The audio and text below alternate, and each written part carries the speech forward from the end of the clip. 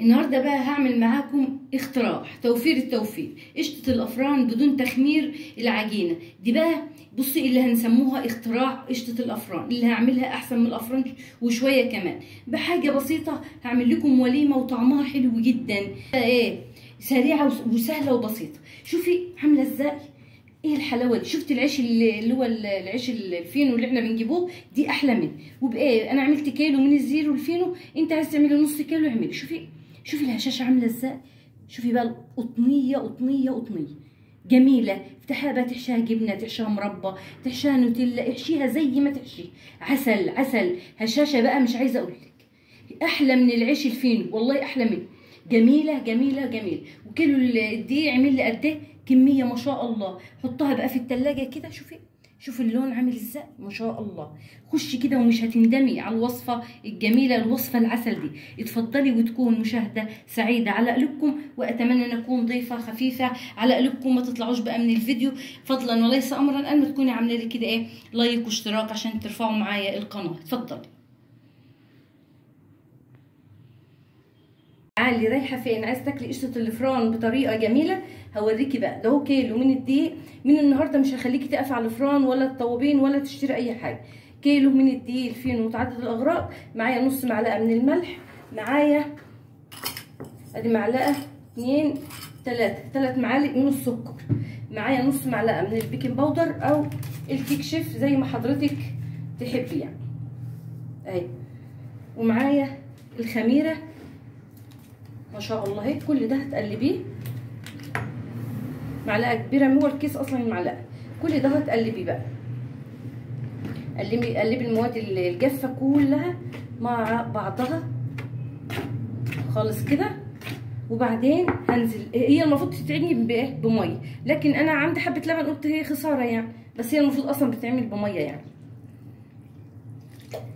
المعلقه كده اهو سهله وخفيفه وانتوا واقفه. وهحط نص ميه ونص حليب، يعني مش كله حليب ولا كله ميه، بس هي المفروض اصلا طريقتها الصح بميه، بس انا كمان عندي حبه حليب والعيال ما بيشربوش اللبن فقلت اعملها بشويه اللبن ده وخلاص. تلفي بقى بايديك على قد ما تقدري كده اهو، وتلمي العجينه معلقه خلاص كده.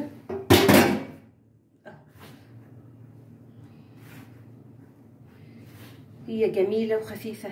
لو ما عندكش اي حاجه العيله يطلع قرصه مع كوبايه شاي مع حته جبنه هياكل وهيشبع وهتبقى 100 100.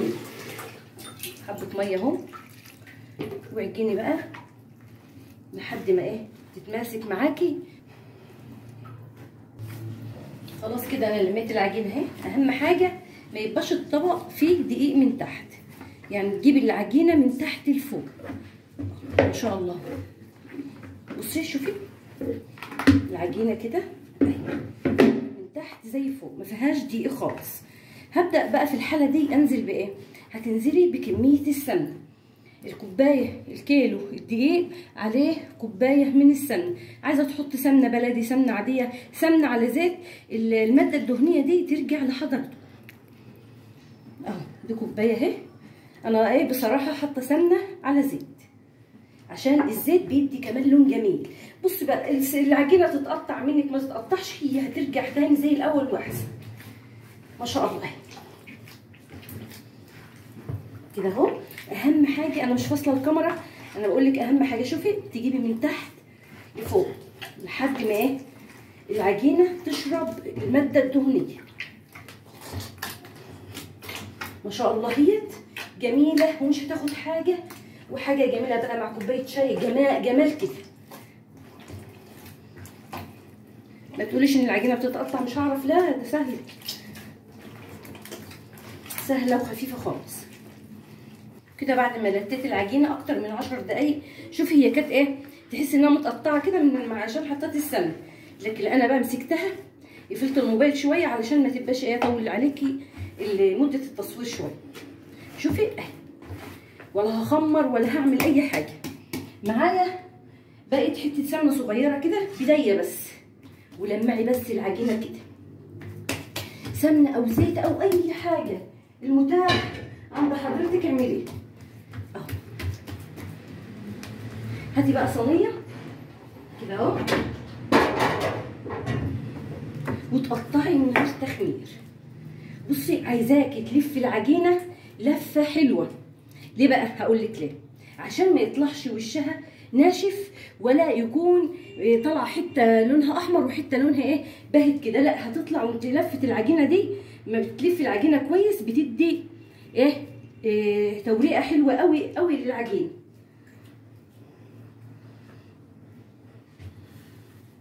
عايزه قطع القرصه ما تعمليهاش كبيره قوي، اكبر من الليمونه بشويه، يعني 25 جرام 30 جرام بالكتير. تقطعيها قطع الى كرات كده صغيره اهي. ما شاء الله هتطلع معاكي بقى قشطه افران، الريحه والشكل كده ان شاء الله بمشيئه الله هتطلع عسل. وقطعي كلها كرات واحده، يعني ما تكبريش وتصغري. عايزه تصغري براحتك، عايزه تكبري يعني حضرتك اللي انت عايزاه اعمليه، بس اهم حاجه لفه العجينه. وكده ما شاء الله بعد ما قطعت قشطه الافران لقطع صغيره اهو، هجيب بقى واعمل الصينيه دي والصينيه دي الكيلو من الدقيق. اقوم جايبه صينيه او صاج وتعمليها بقى كده، وتاخدي اول قطعه انت عملتيها وتكوريها تاني. طب ليه اكورها تاني؟ ليه؟ علشان وشها يطلع ناعم معاكي، ما تطلعش بقى عامله الوان كده. بعد ما هتلاقيها طالعه نفس الشكل الناعم الجميل ده. عايزه بقى تدوسي عليها بايدك كده، حاجه بسيطه صغيره خالص. بصي كده اهو، اهي كده اهوت ما شاء الله. وادي واحده كمان، واقوم برضو واخداها منعماها تاني. شوفي انا بنعمها ازاي. طب انا ممكن اخدها على طول، لا هتطلع بقى شكلها تحفه معاكي. شوفي النعوميه بقى بتاعت القرصه، نعوميه. شوفي تفاصيلها حلوه ازاي من قريب. انا مقربه خالص للكاميرا. وهتقومي برضو نازله كده نفس النظام. ودي كمان واحده كمان اهي. شوفي لازم انعم العجينه خالص. ما شاء الله كده نعمي على قد ما تقدري. واقوم نازله برضو كده. هتعملي تمشي على نفس الخطوات اللي انا عاملاها كده، هتطلع معاكي عسل عسل عسل اهي. وهبدا بقى في الاخر افرد بتاع ظهر الكوبايه زي ما حضرتك عايزه اعملي اهي. هجيب اخر واحده كده، وبعدين اعمل انا بقى الكميه كلها مع نفسي لان ده ما طولش عليكي قوي. شوفي بصي بقى كده ادي اهي كده اهو، وما شاء الله اهي. افردي بقى كده على قد ما تقدري علشان تسيبيها تختمر تاني. يعني ما خمرتهاش اول مره، يعني انا عجنت وقرصت على طول.